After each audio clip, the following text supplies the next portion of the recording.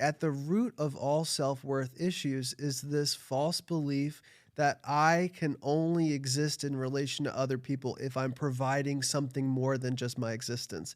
And there no better movie demonstrates this than one of my favorite movies of all time, The Royal Tenenbaums. Basically, it's about a family of child prodigies.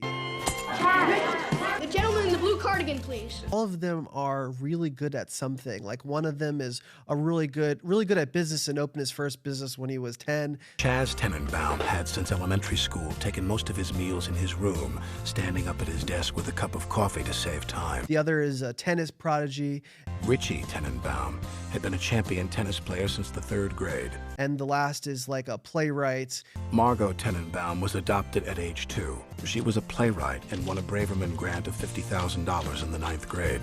But the movie is not about them as children. The movie is about them as adults. And all of them have self-worth issues because their father, their narcissistic father, made them feel like they're only as useful as the things that they're providing. The 3 Tennenbaum children performed Margot's first play on the night of her 11th birthday. What'd you think, Dad? Didn't seem believable to me. There's a bunch of little kids there dressed up in the animal costume. Happy birthday to you. Existence was not enough. And so it creates this sense of perfectionism, but oftentimes in adulthood, that sense of perfectionism kind of burns the person out. Richie had retired from professional tennis at 26.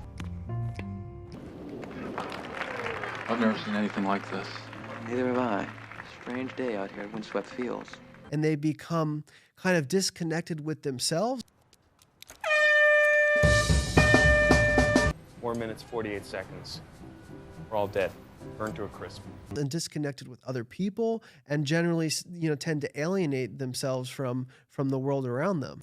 Raleigh says you've been spending 6 hours a day locked in here, watching television and soaking in the tub. You show me a child that is a perfectionist, and I'll show you a parent that only will witness the child when they're performing. You know what I mean? Like, boom. There's this feeling of that feeling of being seen. Like, I feel like part of the fact that we became friends is we see each other, right? Yeah. So you feel seen, and it makes you feel enough. Right? But if my seeing of you only happens when you spit out psychological insights, all of a sudden, I'm not going to be seeing you very much because you don't spit out many. No, I'm just kidding. But all of a sudden, your entire sense of self-worth is predicated on something you can produce rather than this state of just existing, which is really the source of anyone with real self-worth is I don't have to be anything to feel enough.